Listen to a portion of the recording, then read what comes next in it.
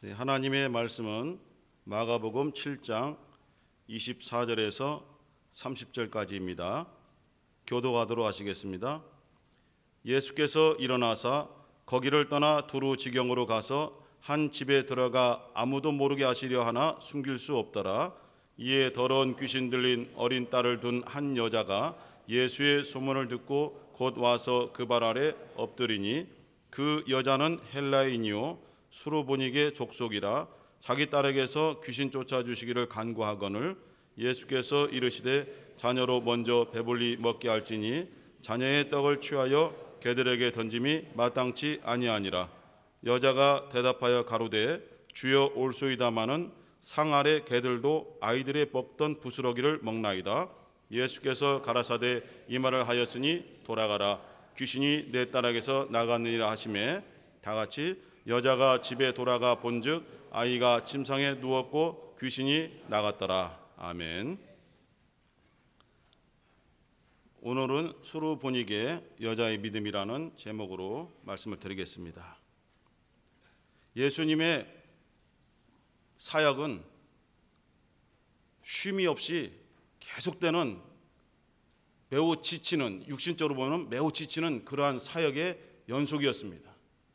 주께서 말씀을 전할 때에 많은 사람들이 모여들었고 또 말씀이 끝난 이후에 어렵고 힘든 병자를 위해서 안수하고 또 귀신을 쫓아 병을 낫게 하실 때에 수많은 사람들이 항상 주님께 나오기 때문에 그들을 무시하지 못하고 되도록이면은 모든 사람들에게 안수하고 치료하기 위해서 힘을 다했고 함께 제자들도 그 사역을 도우며 함께 그러한 사역에 동참했습니다. 그러다 보니까 식사 때를 놓칠 때가 많이 있고 또 계속되는 사역 속에서 많이 지쳐갑니다. 이번 이 본문에도 보면은 예수께서 일어나서 거기를 떠나 두루 지경으로 가서 한 집에 들어가 아무도 모르게 하시려 하나 숨길 수 없더라. 아무도 모르게 그 한 어떠한 집에 들어가 쉬시려고 했던 것은 너무 육신적으로 지치고 또 돌아다보고 사역에 대한 준비 이러한 것들에 대한 틈이 없기 때문에 그러한 시간을 가지고자 이 갈릴리 지역을 떠나서 북쪽에 있는 두루 지방으로 가면은 나를 찾지 못하겠구나 생각하고 어떤 한 집을 빌려서 그 집에 들어가게 되는데 역시 주님이 가시는 모든 곳곳마다 계속 사람들이 따라붙기 때문에 결국 그 쉬려고 했던 그 집에서도 사람들에게 알려져서 결국 쉬지 못하고 또 계속 사역을 이어가는 장면이 계속 나오고 있습니다. 이 두루 지방은 성경에 자주 등장합니다. 구약에도 등장하고 와기의 어떤 상징으로서 두루 왕이 또 이사야서 예스겔서에 등장하기도 합니다. 솔로몬이 다윗의 자기 부친 다윗의 뜻을 이어받아서 하나님의 성전을 건축할 때에 가장 좋은 것들로 건축하기 위해서 여러 성전에 대한 재료를 물색해 보니 레바논에 있는 백향목이 성전을 짓는데 가장 아름답고 가장 귀한 거예요. 그 레바논이 바로 이 두루입니다. 오늘날 레바논이기도 하고요. 그 레바논 두루에 있는 백향목이 너무 아름답고 성전을 짓기 합당하기 때문에 그곳에 가서 두루 왕 히람에게 여러 가지 계약을 맺고 많은 백향목을 가져올 때에 3만 명의 일꾼을 파송해서 그곳에서 백향목 작업을 해서 두루 옆에 있는 시돈이라는 또 도시국가가 있습니다. 항구에 있는 그걸 통해서 백기를 통해서 물길을 통해서 그것을 운송해서 결국은 성전을 짓는 장면도 구약에 나옵니다. 이 두루와 시돈을 끼고 있는 그 조그마한 지역을 베니게라고 불립니다. 역사로 배우신 분들은 페니키아로 배웠을 것입니다. 여호수아가 이스라엘 백성들을 이끌고 이제 요단강을 건너서 가나안을 하나씩 정복해 나갈 때에 그 가나안 땅에는 원래부터 살고 있던 원주민들이 있습니다. 오늘날도 계속 시끄럽지만은 그 팔레스틴 원주민들이 있고 여호수아와 이스라엘 백성들은 하나님의 주신 땅, 아브라함에게 주신 땅을 결국은 하나님의 명령과 무력을 통해서 그것을 정복해 나갈 때에 그 가나안 땅에 원래 살고 있던 주민들이 결국 힘없이 쫓겨나면서 계속 북쪽으로 도망가다가 머무러 정착한 곳 중에 하나가 바로 이 베니게 지방의 두루 시돈 지방입니다. 두루 옆에 있는 시돈은 바알 우상이 탄생된 지역이고 이세벨의 그런 출신 지역이기도 합니다. 그런데 북아프리카에 보면은 리비아라는 나라가 있는데 그 리비아라는 나라에도 똑같은 지명이 있습니다. 베니게라는 지명이 있어서 이쪽에 있는 베니게와 리비아에 있는 베니게가 혼동이 되기 때문에 수리아 지역에 있는 베니게를 이제 구별하여서 따로 부르기 시작했는데 수리아 플러스 베니게가 합성된 말이 바로 수르보니게라는 그러한 지명이 탄생된 것입니다. 그래서 이 여인이 26절에 보니까 헬라인이요 수르보니게 족속이라 이렇게 말하고 있는데 이 두루 지방의 여인으로 보시면 되겠습니다. 이 여인이 예수 앞에 찾아왔어요. 예수는 쉬시려고 아무도 모르게 어떤 두루 지방에 있는 집에 들어갔는데 그 두루 지방에서도 이 갈릴리 유대 지방은 아니지만은 예수에 대한 소문이 계속 퍼져오니까 예수께서 유대 땅에 또 갈릴리 지방에서 역사하시면서 귀신 들린 자들을 치료하실 때 귀신을 쫓아내시고 그들을 귀신에서 해방시켜서 건강케 하신다는 소식을 듣고 또 많은 연약함을 치유하시고 안수하시고 또 꾸짖어서 그 병들을 쫓아내신다는 소문을 듣고 이 두루 지역에 거하던 사람들도 어떻게 하면은 저분 한번 만날 수 있을까? 근데 이들은 유대인도 아니고 이방인들이거든요. 이게 어떻게 접근할 수 있는 어떠한 기회가 주어지지 않기 때문에 그 마음만 가지고 있는 거죠. 그러던 차에 예수께서 자기가 살고 있는 두루 지방에 들어왔다는 소식을 접하게 된 것입니다. 아무도 모르게 들어오려고 하셨지만 결국은 알려지게 되었고 이 두루 지방에 있는 이 여인이 예수를 찾아오게 된 것입니다. 그거 이유에 대해서는 그 여인의 사랑하는 딸이 어린 딸인데 귀신이 들려 있어서 어떠한 방법으로도 이 어린 딸을 고쳐줄 수가 없는 겁니다. 그 당시의 의학으로 그 당시에 어떠한 다른 수단으로도 이 어린 딸을 정말 자유하게 해줄 수 없기 때문에 건강케 해줄 수 없기 때문에 예수 앞에 찾아와서 발 아래 엎드려서 간구하기를 우리 어린 딸에게서 귀신을 쫓아내 주옵소서라고 하는 이 기도하는 장면이 나옵니다. 기도라는 것은 우리의 간절함을 들으실 수 있는 분에게 하는 것입니다. 그리고 그 들으셨을 때 그것을 해결해 줄 수 있는 능력을 가진 분께 하는 것입니다.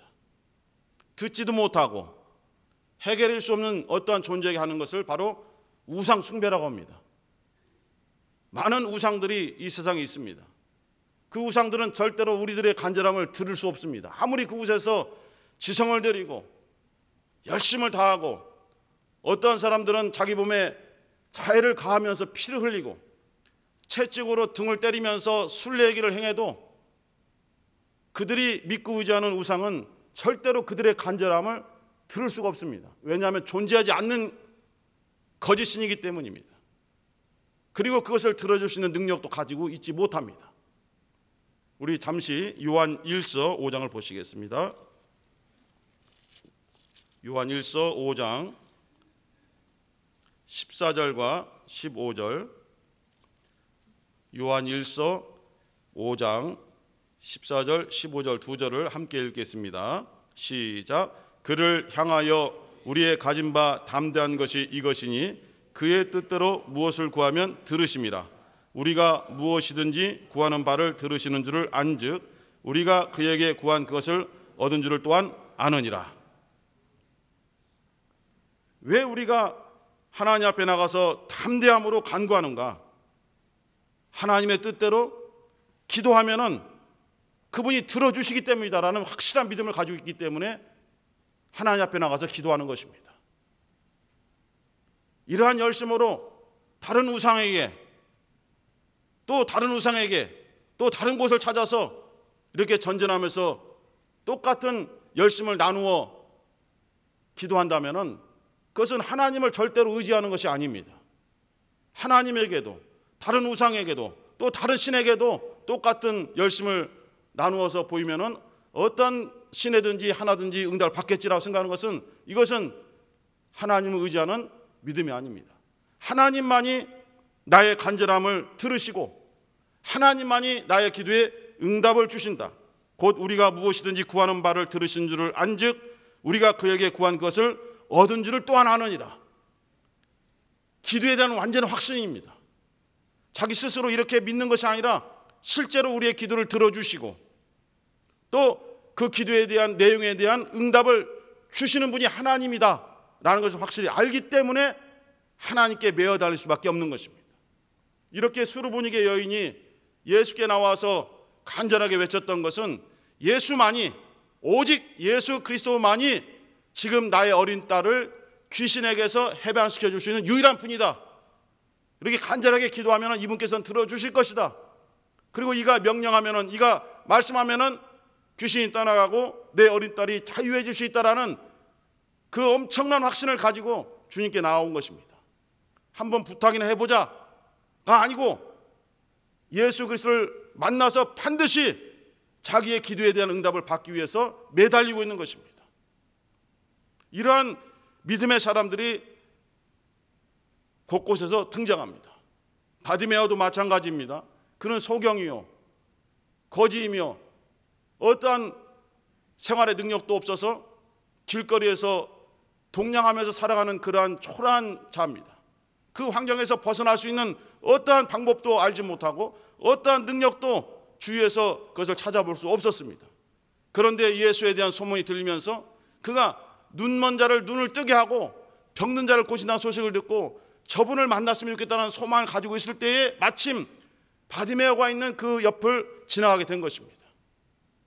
그 앞을 지나가는 예수를 놓치게 되면 다시는 언제 자기 살아있을 때에 예수를 만날 수 있다는 확신이 없기 때문에 지금 아니면은 예수를 만날 수 없다라는 그 간절함을 가지고 막 소리를 지르게 된 것입니다. 소리를 지르지 않으면은 예수의 관심을 끌 수가 없어요. 이는 소경이기 때문에 달려갈 수가 없기 때문에 예수에게 소리를 지어서 다윗의 자손 예수여 나를 불쌍히 여기소서라고 간절함으로 계속 소리를 지릅니다. 주위에서 잠잠하라, 우리의 선생님이 일하는데 방해가 된다라고 제자들이 말리지만은 그 말리는 말에 자기가 그냥 포기하면은 눈을 뜰 수 없고 이 환경에서 벗어날 수 없기 때문에 나를 지금 이 지긋지긋한 환경에서 벗어나게 할 수 있는 유일한 분 바로 예수 그리스도, 그를 만나야만 되기 때문에 계속 소리를 지르게 된 것입니다. 그의 소리가 컸기 때문에 예수가 멈춘 것이 아니라 그의 간절함이 예수 그리스도의 걸음을 멈추게 한 것입니다. 예수는 소리를 듣는 것이 아니죠. 예수 그리스도는 얼굴을 보시는 것이 아닙니다.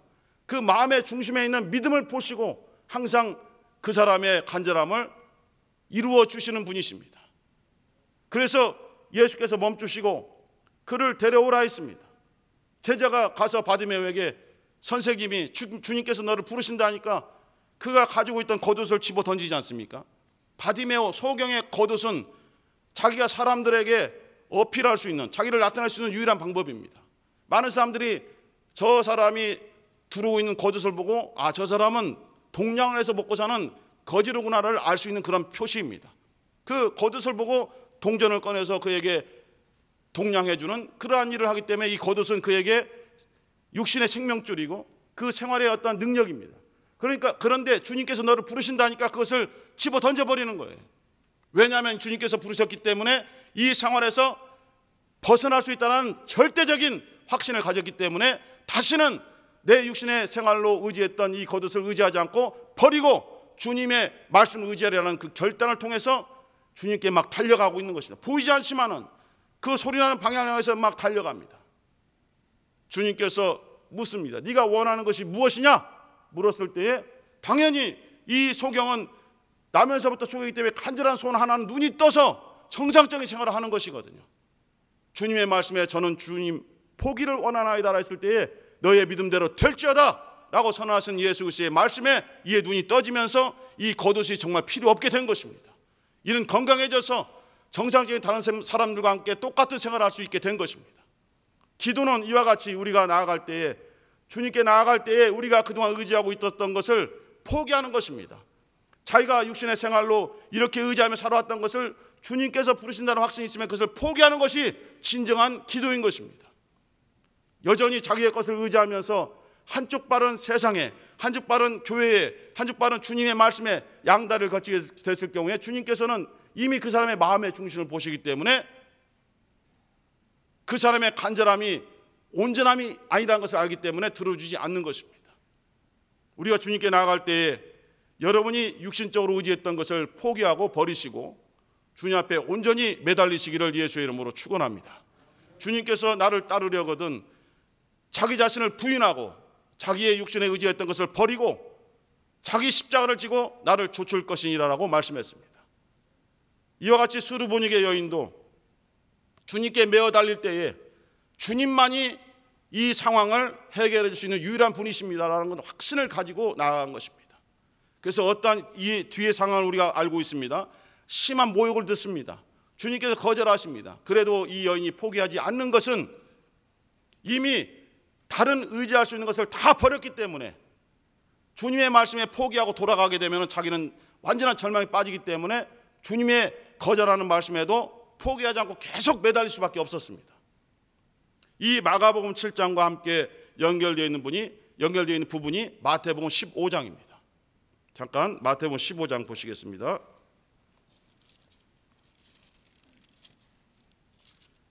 같은 내용을 담고 있지만은 조금씩 보충할 수 있는 그런 장면들이 있습니다. 21절부터 나와 있는데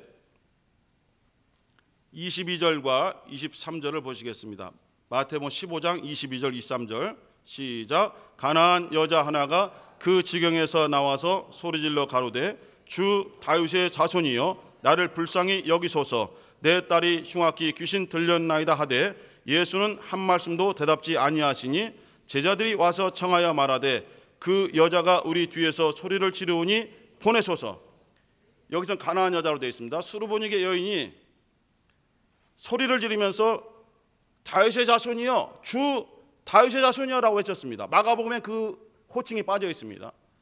다윗의 자손이라는 것은 이 당시에 메시아이십니다. 당신만이 우리의 모든 것을 해결해 주시는 유일한 분이십니다. 하나님이 보내신 분이십니다. 바로 그리스도이십니다. 이러한 뜻을 가지고 있습니다. 예수를 다윗의 자손으로 인정하는 사람들이 많지 않았습니다. 바디메오 다윗의 자손 예수여, 이 여인도 다윗의 자손이여 나를 불쌍히 여기소서. 그러나 유대인 지도자들은 절대로 나사렛 출신 예수를 다윗의 자손으로 인정하지 않았습니다. 그를 메시아로 인정할 수가 없었습니다. 그들의 모든 것을 무너뜨리는 사람으로, 그들의 율법을 무시하는 사람으로, 자신들의 어떤 기득권을 무너뜨린 사람으로 보았기 때문에 예수를 절대로 다윗의 자손으로 인정할 수 없었던 것입니다. 그러나 사람들에게 천시받고 멸시받고 전혀 관심받지 못하는 이 가난한 정말 수르보니게 여인이 예수를 부를 때에 당신만이 다윗의 자손이십니다. 당신만이 나의 모든 것을 해결해 줄 수 있는 메시아이십니다. 라는 고백을 통해서 나를 불쌍히 여기소서 내 딸이 흉악히 귀신 들렸나이다 라고 간절하게 외쳤습니다. 주님을 인정하면서 외쳤습니다. 그러나 주님은 한 말씀도 대답지 아니하시니라 했습니다. 예수께서는 나는 이방인에게로 보냄받지 않았다. 나는 이스라엘의 잃어버린 양에게로만 보냄받았다는 말을 말씀하셨습니다. 그리고 이 여인이 간절히 외칠 때에 주님께서 무시하고 대답지 아니하시니까 주님의 제자들이 보기에도 안타까웠습니다. 그래서 제자들이 다시 한번 예수께 청합니다. 제자들이 와서 청하여 말하되 그 여자가 우리 뒤에서 소리를 지르오니 해결해 주셔서 보내시옵소서. 그러나 예수는 24절에서 나는 이스라엘의 잃어버린 양 외에는 다른 데로 보내심을 받지 아니하였다 했습니다. 25절 26절 읽겠습니다. 마태복음 15장 25절 26절 시작. 여자가 와서 예수께 절하며 가로되 주여 저를 도우소서. 대답하여 가라사대 자녀의 떡을 취하여 개들에게 던짐이 마땅치 아니하니라. 예수께 정말 이 여자가 또 매달립니다. 제자들이 간청했는데도 예수께서 들어주지 않습니다. 세 번째 다시 한번 예수께 절을 했습니다. 경배를 했습니다. 저를 도와주세요. 주님만이 나의 도움이십니다. 계속 매달립니다. 그때 주님이 우리가 상상할 수 없는 그런 대답을 하십니다. 자녀의 떡을 취하여 개들에게 던짐이 마땅치 아니하니라. 엄청난 충격이고 엄청난 모욕이고 정말 이제는 포기하고 싶고 육신의 화가 막 올라와서 당신 아니면 없는 줄 알고 돌아서고 싶지만은 이 여인에게는 이미 예수만이 응답의 바로 열쇠임을 알기 때문에 포기할 수 없었습니다. 과연 예수께서 이 여인을 무시하시고 제자들이 청해도 들어주지 아니하시고 다시 한번 이 여자가 매달려도 이 여인을 개를 취급하면서 너에게 던져줄 떡이 없다라고 말한 것이 예수님의 진심입니까?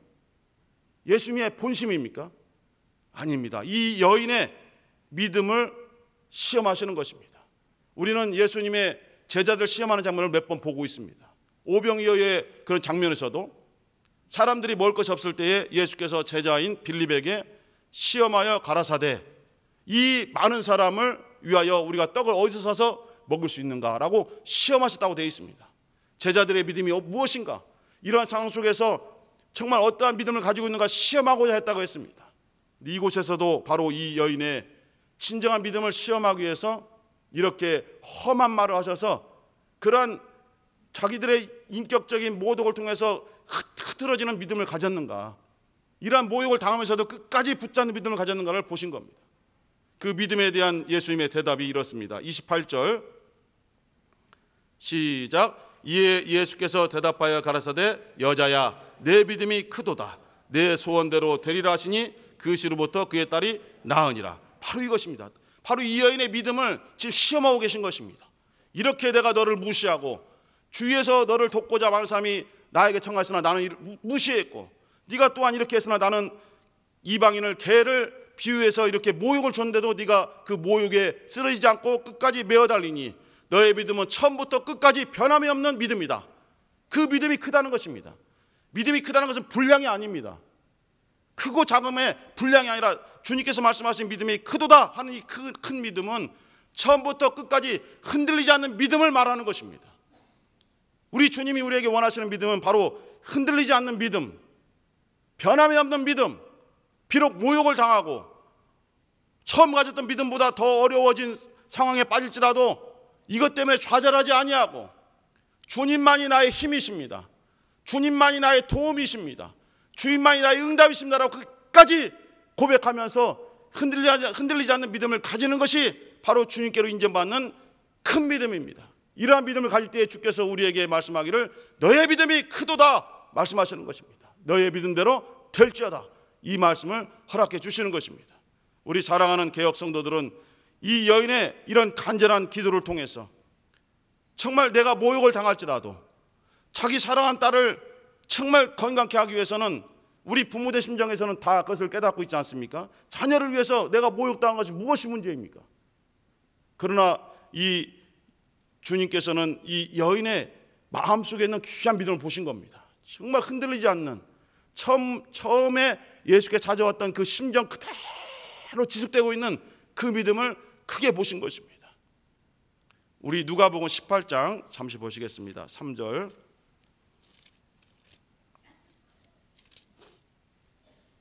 누가복음 18장 1절부터 5절까지 함께 읽겠습니다. 누가복음 18장 1절부터 5절까지 합독하겠습니다. 시작. 항상 기도하고 낭망치 말아야 될 것을 저희에게 비유로 하여 가라사대 어떤 도시에 하나님을 두려워 아니하고 사람을 무시하는 한 재판관이 있는데 그 도시에 한 과부가 있어 자주 그에게 가서 내 원수에 대한 나의 원한을 풀어주소서 하되 그가 얼마 동안 듣지 아니하다가 후에 속으로 생각하되 내가 하나님을 두려워 아니하고 사람을 무시하나 이 과부가 나를 번거롭게 하니 내가 그 원한을 풀어주리라. 그렇지 않으면 늘 와서 나를 괴롭게 하리라 하였느니라. 여기에 기도에 대한 비유가 있는데 마치 이 수르보니게 여인의 기도와 똑같은 그런 상황입니다. 이 도시에 있던 가난한 과부는 억울함을 당했지만은 이 억울함을 해결할 수 있는 능력이 자기에게 없어요. 어떠한 인간관계도 없어요. 어떤 인력도 없어요. 어떤 뒷 배경이 없는 것입니다. 이 가난한 과부의 억울함을 풀어줄 수 있는 사람은 단 한 사람인데 바로 이 도시에 있던 재판관입니다. 그 재판관이 이 여인의 소원을 들어주면 해결이 됩니다. 그러나 이 재판관은 나쁜 사람이에요. 하나님을 두려워하지도 않습니다. 사람을 무시하는 아주 교만한 사람이에요. 상대하기 싫은 사람입니다. 그런데 이 여인에게는 선택의 여지가 없었어요. 이 사람만이 자기 억울함을 해결해 줄 수 있는 유일한 사람이에요. 접촉하고 싶지 않지만은 자기가 도움받을 수 있는 유일한 사람이기 때문에 가서 매어 달렸습니다. 재판장님, 나의 억울함을 풀어주세요. 나의 원수에 대한 이 원한을 풀어주세요라고 간절히 외칩니다. 무시하죠. 당연히 무시합니다. 보잘것없는 여인이 와서 아뢰는데 돈을 줘도 들어줄까 말까인데 가난한 여인이 소리질러 외치고 있는데 들어줍니까? 무시하죠. 사람 무시한다고 되어 있습니다. 하나님을 두려워하지 않습니다. 자기가 최고입니다. 이 여인은 포기하지 않습니다. 그 다음날 와서 또 옵니다. 그 다음날 또 옵니다. 그래서 이 재판관이 4절에 보니까 얼마 동안 듣지 아니하다가, 계속되는 그러한 과부의 간청에도 듣지 아니하다가, 나는 하나님 두려워서 들어주는 것이 아니고 5절에 보니까 나를 번거롭게 한다, 나를 너무 귀찮게 한다, 지금 들어주지 않으면 또 올 것이다, 그 다음날 또 올 것이다, 이 귀찮음 속에서 해방되기 위해서는 이 여인의 원한을 풀어줄 수밖에 없다라고 그런 결심하게 되고, 결국 내가 너의 원한을 풀어주겠다, 안 그러면 네가 또 와서 나를 괴롭게 하니 너의 원한을 풀어주겠다 해서 풀어주게 됩니다. 주님께서 이 비유를 쓰신 것은 기도에 대해서 처음에 하나님을 의지하려고 했던 그 마음을 중간에 포기하지 말라는 것입니다. 바로 응답이 되지 않고 어떤 상황 속에서 자기가 모욕당하는 느낌이 든다 할지라도, 수르보니 여인처럼 또 무시당하는 그런 상황이 벌어진다 할지라도 처음에 기도했던 그 심정을 잊지 말고 그대로 유지하면서 계속 기도하라는 것입니다.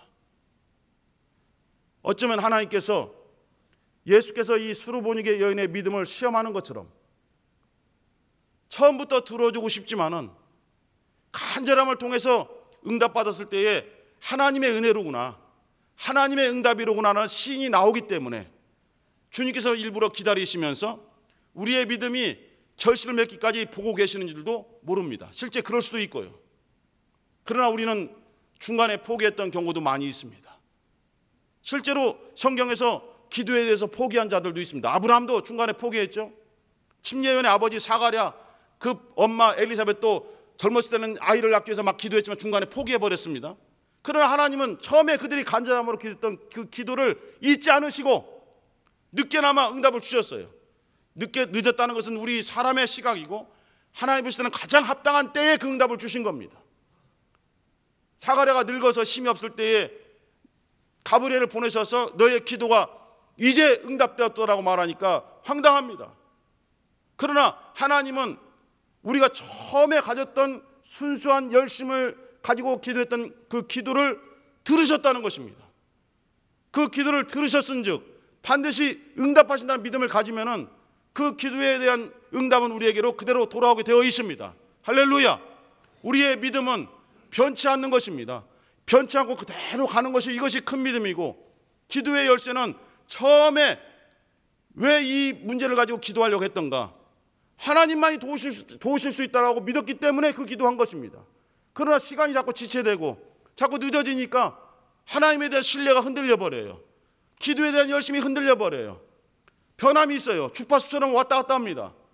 이것을 주님이 원하시는 것이 아니에요. 기다리시는 것입니다. 다시 흔들리지 않는 믿음으로 계속 나갈 때까지 기다리다가 그때 응답을 주시는 것입니다. 마치 우리 개혁의 여정이 이와 같이 지금 많은 시간이 오래되고 지체되기 때문에 우리의 믿음이 많이 흔들리고 있어요. 왜 이렇게 오래 걸리는가? 하지만은 주님은 우리의 믿음이 다시 변함없이 계속 지속되는 그 시점을 기다리고 있는 줄도 모릅니다. 그런데 분명한 것은 처음에 우리가 하나님 앞에 열심으로 드렸던 그 기도, 하나님께서 잊지 않고 기억하고 계시다는 거예요. 우리가 순수한 마음으로 열심으로 우리 딸을 고쳐주사 했던 그 기도를 이미 듣고 응답해 주겠다는 결심을 하고 계신 거예요. 그 시기만을 주님께서 기다리고 계시는 거예요. 이 응답을 소유할 수 있는 믿음을 가졌는지를 보시는 거예요. 우리 사랑하는 성도들, 정말 우리 귀한 성도들 함께 했습니다. 시작을 함께 했습니다. 그리고 지난 2년 동안 함께 했습니다. 앞으로도 함께 해야 됩니다. 주님께서 함께 하시는 것이기 때문에 우리의 처음 가졌던 순수한 믿음, 우리가 무엇을 위해서 이렇게 나왔습니까? 그 마음을 잊어서는 안 됩니다. 많은 것들이 우리를 유혹하고 흔들리게 하고 포기하게 만들지만은 주님은 포기하지 말라는 것입니다. 끝까지 유지해 나가라는 것입니다. 너의 믿음대로 될지어다 말씀을 주시는 것입니다. 힘을 내시고 주님께서 응답을 주시는 그 순간을 함께 체험하며 하나님께 영광 돌리는 귀한 우리 개혁성도 되시기를 예수의 이름으로 축원합니다. 함께 기도하겠습니다. 이 시간 기도할 때에 정말 작은 여인, 가난한 여인, 무시할 수밖에 없는 초라한 여인, 수르보니게 여인의 믿음을 통해서 저의 믿음을 돌아보았습니다. 하나님 아버지, 제 믿음이 이 여인보다도 못하고 흔들렸던 것을 고백합니다. 하나님 아버지, 흔들렸던 믿음이 다시 펴져서 정말 변함이 없는 믿음이 되게 하여 주시고 반드시 주님이 주시는 응답을 소유하게 도와주옵소서. 예수의 한번 부르시고 간절히 기도하겠습니다.